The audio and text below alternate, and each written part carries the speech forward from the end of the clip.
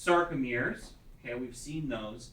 Now the new part is we're going to wrap this membrane system around these sarcomeres. The membrane system that we're wrapping around is called the sarcoplasmic reticulum. It is a modified, smooth endoplasmic reticulum, for those of you who are cell biology experts, right? In other words, it is kind of a zone that is sequestered from the rest of the cell.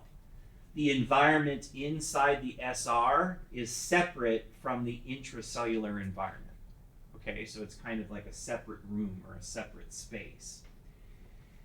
When a muscle is relaxed, the calcium in this muscle cell is stored inside the sarcoplasmic reticulum in relatively high concentrations, which means at any given time in a relaxed muscle cell, almost all of the calcium in the cell is inside the SR. Now, when you remember that calcium is the switch, right? Calcium is the switch that turns on muscle contraction. So we have lots of calcium in the SR. The SR is very close to the sarcomeres. Boy, we are set up, right? All we need to do is release the calcium from the SR, and that sarcomere is going to contract because of the troponin-tropomyosin arrangement. All right, so how do we get the calcium to be released, but only when we want that muscle to contract?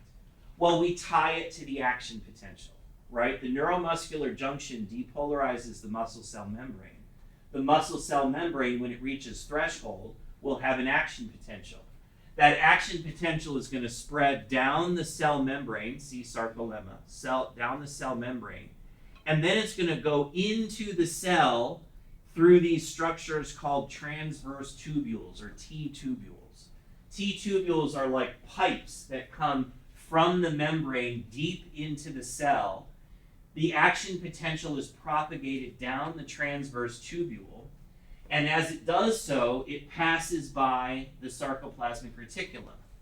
The sarcoplasmic reticulum has specialized receptors called DHP receptors, which I'll show you in a minute, that respond to that voltage change by releasing calcium. So now we've gone from an action potential in the sarcolemma to the release of calcium from the sarcoplasmic reticulum. Now we're getting a muscle contraction, right? Because once the calcium is out, then the sliding filament theory can do its thing. All right, so here's that in a diagram. Here's our sarcolemma, right? So we have our action potential traveling along the muscle cell membrane, generated by acetylcholine, traveling down the T-tubules.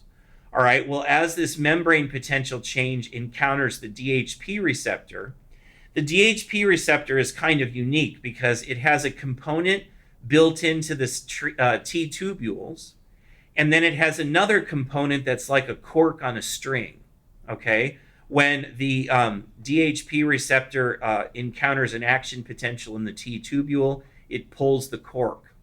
Now, on the other side of that cork is the sarcoplasmic reticulum. So when we pull the cork, calcium comes rushing out down its concentration gradient, and then the calcium surrounds the sarcoplasmic reticulum, and that causes muscle contraction. You know, calcium binds to troponin, troponin moves tropomyosin, tropomyosin exposes the actin binding sites on, or the myosin binding sites on actin.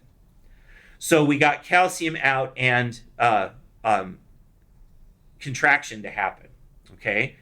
So here's that in a bigger picture, right? Here's our action potential traveling down the membrane, traveling down the T-tubules. Here you can see how close the T-tubules are to the SR. That's this, right? So the action potential change here causes the DHP receptor to be pulled here. Calcium comes rushing out. Now, how do we get the muscle to go back again? Well, when the membrane repolarizes, which is relatively quickly because of acetylcholinesterase, right? Remember that membrane potential change is really rapid and short because we destroy the acetylcholine. All right, so after the action potential, very soon, typically, we get repolarization. Repolarization puts the cork back in the SR. Now, that doesn't solve our problem because all the calcium is still out around here, right? So the next step then is we have many very powerful calcium pumps that pump calcium from the intercellular fluid back into the sarcoplasmic reticulum. That's this part, right? So in relaxation, the calcium is pumped back into the SR. The DHP receptor is closed, so it's not leaking back out, and therefore the calcium concentration around the sarcomere drops. When it drops, the sarcomere relaxes because troponin moves tropomyosin back to the covering position, and actin and myosin are disengaged, and the muscle then relaxes. So we call this process excitation-contraction coupling. In other words, the excitation of the membrane from the nervous system causes actual muscle contraction. So it's through action potential, T-tubule, DHP receptor, calcium release, right? That's the string. Then relaxation, DHP goes back in, calcium is pumped back into the SR, calcium concentrations fall, muscle relaxes, right? So we now have linked both excitation and relaxation to what the nervous system is doing.